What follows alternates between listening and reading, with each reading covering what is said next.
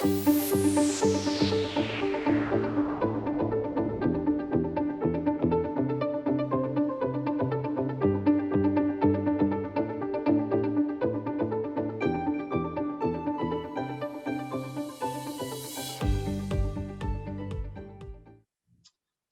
everyone, and welcome to Elevate21, the future of cloud, powered by Spalding Ridge.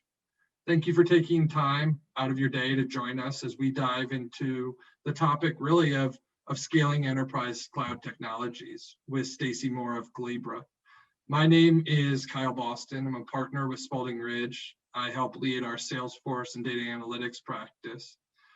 I'm joined today by Stacey Moore from Collibra. Thanks so much, Stacey, for joining us. It's going to be great to get your perspective and your background as well. Thank you. Thanks for having me.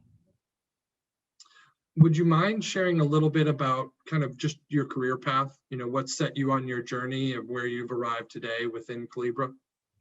Sure. So I've spent over the last 25 years in the IT realm. I started my career early in management consulting, where it really started the initial outlook around people, process, and then technology. So that's where I had my first exposure to a lot of very different industries and different types of Fortune 100 companies. I think that was a great way to start a career in IT because it really showed me, as well as my teams, how well process and people need to be defined before you can really start to dig into the technology solutions. So that really, it was the launch to my career in IT, which then led into the actual implementations of technology to make process and whether it's role changes or organizational changes actually come to fruition. And then I moved up through into leadership roles across various IT organizations. So I've been working for all global companies, but ranging from global law firms to startups, and more recently in my career to technology companies that actually create and build software for customers themselves, very similar to what we are doing here at Collibra for our customers. Great. No, that's an incredible diverse background. Thank you for sharing that. I think that's helpful. Just give great context. We'll have individuals joining kind of these sessions, listening in from various different backgrounds, industries, and I think you give a great unique perspective. Maybe you can share a little bit more about Collibra, the organization, what you do, in kind of how you are really embarking on this digital transformation journey with them. Yeah, so I joined Collibra back in March of 2020. I actually joined Collibra one day before we went into COVID lockdown, which is a whole nother story in and of itself. But I joined the IT organization here at Collibra because there wasn't as mature an IT organization as Collibra had at the time, but was very much positioned and ready for. So my role was to come in and build a global IT organization with the mission of becoming the actual, partner enterprise-wide, first of all, with all of the various business units that need technology to do their roles, to become a strategic partner, but also a trusted advisor, so we could help our teams and our employees deliver world-class solutions and also support those teams with the technology they needed to be innovative and needed to scale the organization. All while doing this in a prioritized manner that could be aligned with the business's goals. So, the goals change over time, but really we try to stay focused in key areas like, working on technology and projects that drive revenue, that help scale and secure the infrastructure, around improving our own employees' experience, so too they can then improve our customers' experience. And then lastly, but definitely not least, especially when I'm growing a team from scratch, is to invest in talent, whether that means bringing in new talent, but also most importantly is retaining our talent and trying to cultivate that talent within the IT organization. Oh, thank you for sharing that. I think one thing that stood out to me is, the scaling of an organization. I think one thing that I've really been, well, I think all of us have really been more aware of is, the last 18 and a half months or so, really this pandemic, dealing with everything that's brought us, we're now looking forward.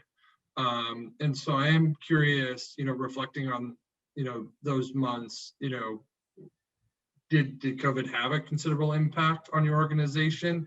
How did you weather any of that impact? And maybe what role did kind of cloud technology play in mitigating or helping scale as you look forward? Yeah, so COVID had a very direct impact on our organization. I will say when I did join, obviously going into a COVID lockdown one day after my first day with the company, I found it very reaffirming and happy to hear that our internal IT organization had done a really great job in embracing SaaS already. So all of the systems that, we are a SaaS company ourselves, that's what we sell to our customers, but we also practice what we preach in that we were full on in terms of the systems we used internally to run our own operations. So everything from the most basic day-to-day, work productivity tools, we already had set up and running. As a global company, multiple time zones, we were already collaborating very closely and using that technology. We just went into embracing it 100%. So, using tools for messaging like Zoom and Slack and of course email, but a lot of our sharing tools were already in place and we just took it to the next level. So we did have probably some transition with employee training for those who didn't leverage that technology, but we found the process to be relatively smooth and we were very fortunate in that area. From the business operations standpoint, again, because we were using SaaS technology, we did not have business continuity challenges that perhaps some other companies may have had to deal with, like data centers and servers. And so we found that our transition was really seamless. What we did find is that what SaaS does bring is we needed all that much more capability to be nimble. We needed that much more technology and enablement around having the data and the systems and the processes be more consumable. And all of those are things that come with SaaS technology. It's driven by a consumer-based world. And so our customers, sales, legal, finance, the various departments that use the technology found it very seamless to be able to convert and continue to do their day-to-day functions without any, if any, delays or any continuity issues whatsoever. No, I think I've started to hear stories as I've started to get out on the road and meet with clients face to face and meet with prospects and even meet with our technology partners. It seems like everyone's approached it differently, but really technology had played a pretty vital role in that, whether it was maximizing the resources in kind of the remote workspace, really taking advantage of cloud solutions like Salesforce, for instance. So it might be helpful also, we've really enjoyed our partnership with Collibra and with you and your team thus far. Can you maybe share a little bit about when you started working with Spalding Ridge, what you were trying to achieve, the technology that you were working with, that you continue to work with? That would be great to get that kind of lens through you. Yes. So one nice thing about my company is that we do align to the, we call it the top right of the Magic Quadrant. We have invested in best of breed in terms of SaaS technology. So we are using tools like Salesforce to run our core systems around, obviously our revenue driving systems around lead to cash and revenue recognition. So we use a combination of Salesforce, some other supporting tools, as well as NetSuite. So when I came on board, the general sentiment across the business, sales, our deal desk, our finance teams, our marketing teams, and our legal team, the general sentiment was Salesforce is broken. Now that's really hard to hone in on and find solutions So what we invested in initially was to do an overview. We also had a high level churn of new faces coming in and out of the organization.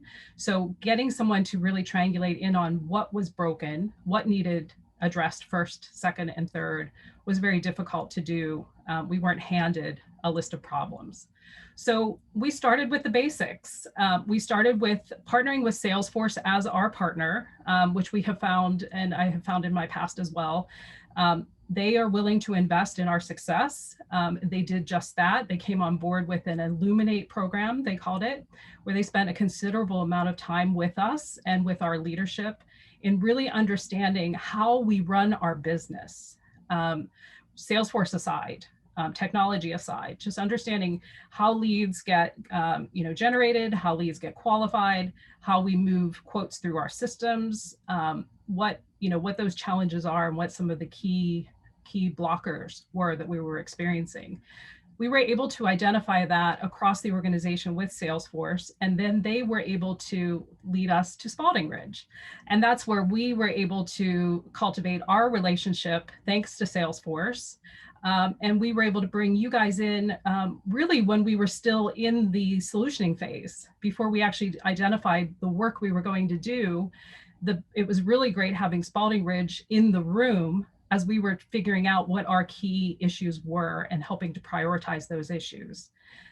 So then we were able to work very closely with Spalding Ridge. You felt our pain, you understood where our major issues were, and then you were able to help us identify how we would plot out the work, and in terms of what priorities should be first, second, and third, what should be, how we were going to direct our funding for the budget we had to do the work that was ahead of us for 2021, and how we would actually go about creating a roadmap for that success.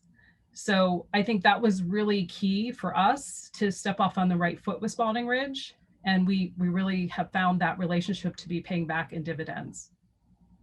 Thank you. Thank you for sharing that. I think oftentimes clients come to us in a multitude of stages, right? It's ready to implement, or it's prior to that. It's what does our organization need to know about the technology?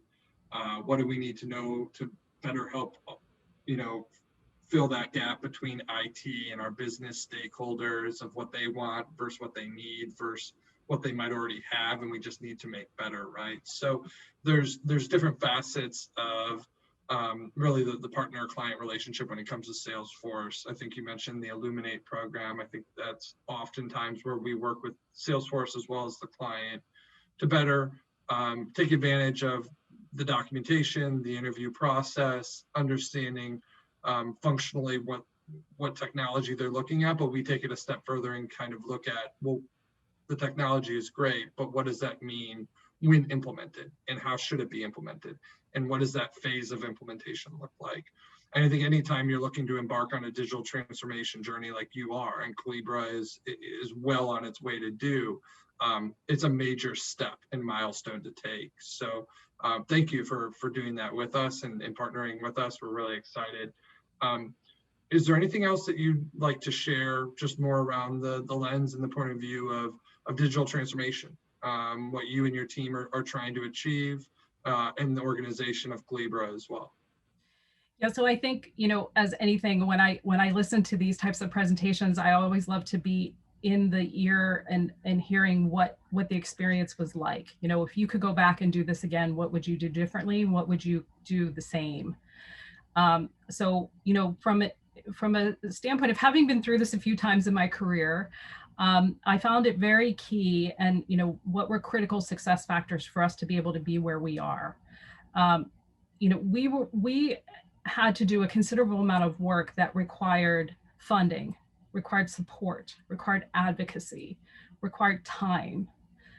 So getting all of those things I just listed is very, very hard to do in any business organization.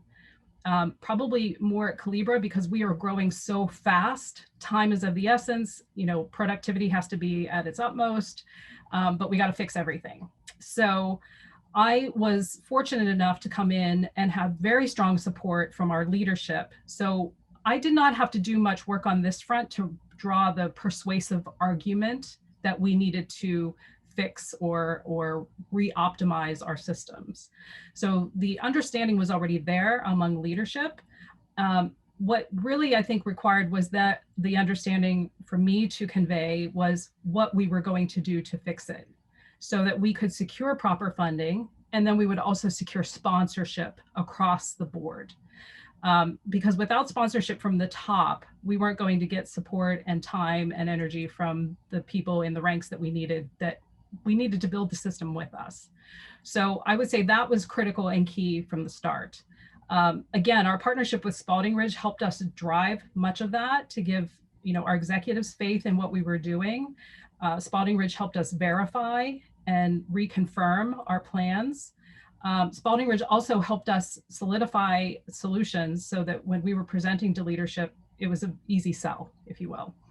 I think another thing that was very important was to collaborate with the business.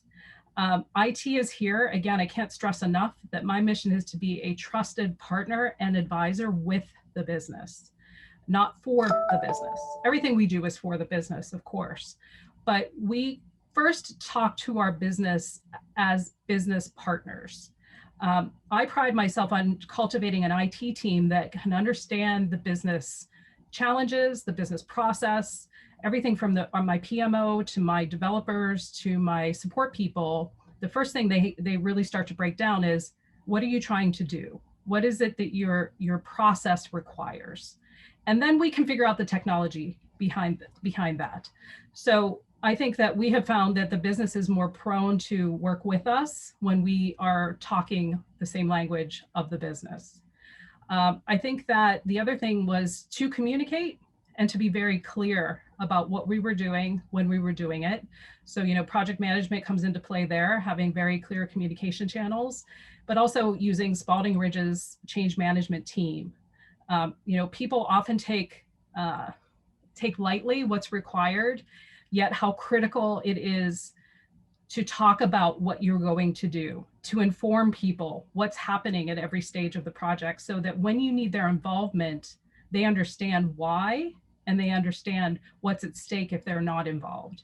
But that takes time and energy to communicate that in terms that the business understands that will elicit their attention. So having Spalding Ridge's team help us with communications and preparing for the impact that was coming to the end users, training and creating materials and making sure that we tell people about the change that's coming is a vital part of what made this project a success.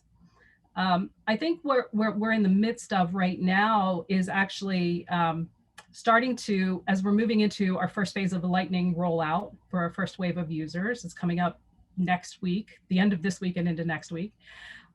We have found that the users are ecstatic. They cannot wait for this change.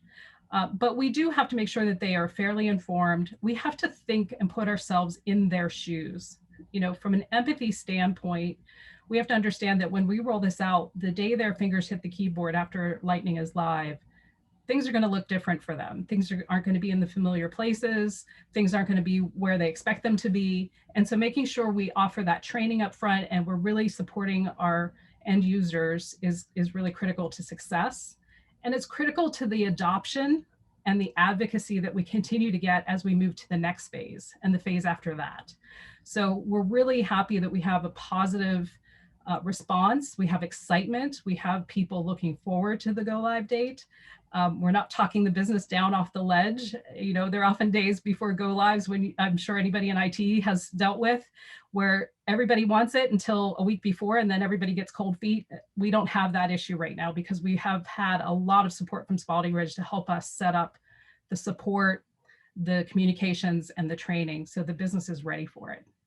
So I think those are big keys. One last thing I will say is a big pitfall that can often be encountered is trying to do everything in a big bang approach. We really spent a lot of time and energy to make sure that we broke up the work as much as possible into small deliverables so that we weren't holding everything hostage until the end of a year or end of a quarter, where we could give value and deliver in small increments and be able to show value along the way. That pays back in so many ways because A, it keeps the users coming back for more. You're able to show value over time. It helps drive your funding through the year and continues your support. But it also prevents you from doing one big bang, which can be just laden with risk. More to go live means more that could break. So it really helps us from a risk reduction standpoint as well to go live in small increments. Lots to unpack there. I'm not going to try and share any more. I think your insight and sharing there is extremely helpful for a range of clients and organizations. You mentioned, really making sure that you have IT in business alignment. You mentioned change management and training enablement that is key to any successful transformational project, to make sure that there's continuity, that there's understanding and expectation alignment. And I think that's hugely important in any one of these projects. Salesforce, obviously with Salesforce Revenue Cloud and CPQ, there's nuances there that organizations won't always understand, but they want, right? And so there's a little bit of that coaching that comes into play there too. So I really appreciate your time today. I know this is a unique situation. We're looking forward to getting everyone together next year around. And for those tuning in for our happy hour or remotely listening to this session, is there any last bit of information or words of advice that you would like to leave them with? Yeah, I would say always look at what's next. Once you start implementing, in terms of the leadership, presence and where my head is with the leadership is the team is now implementing, so they'll drive that through to fruition. But I'm already thinking about what's coming for 2022. And what are the next initiatives that are coming for the business after we deliver this? There's always something else on the horizon, especially at a company like us. We are looking to scale constantly. We're looking to secure as things change under our feet. As our business needs change, so too do we. And what's next in terms of the priority that we didn't get to in 2021, what's the next thing we want to pick up in 2022? So whether that's us looking at how we better serve our customers, how we give them access to better information, or how we help perhaps our partners who help us sell our product through Salesforce and our quoting system. We're always on the lookout now for what's next on the horizon. And I think that's probably the biggest thing, and Colin, you and I have talked about this all the time, is it's a great problem to have in IT, is that there is never an end state. There's never a resting point. It is a journey. There are many stops along the way, but it's constantly looking to the next milestone and then what's after that. I think that's the beauty of IT. I think that's the thing a lot of us love about it, is that there's always more to do. There's always the next exciting project to come. And I think there's always more times and opportunities available for the next innovation, the next big game changer, the next means to scale that we can be doing in the organizations. It really never ends. I think that is a great period to leave us on this session. Thank you so much, Stacey. Appreciate your time and your sharing and also the partnership. It's been great to work with you. You too, Kyle. Thanks to you and your team. Thank you. Bye-bye.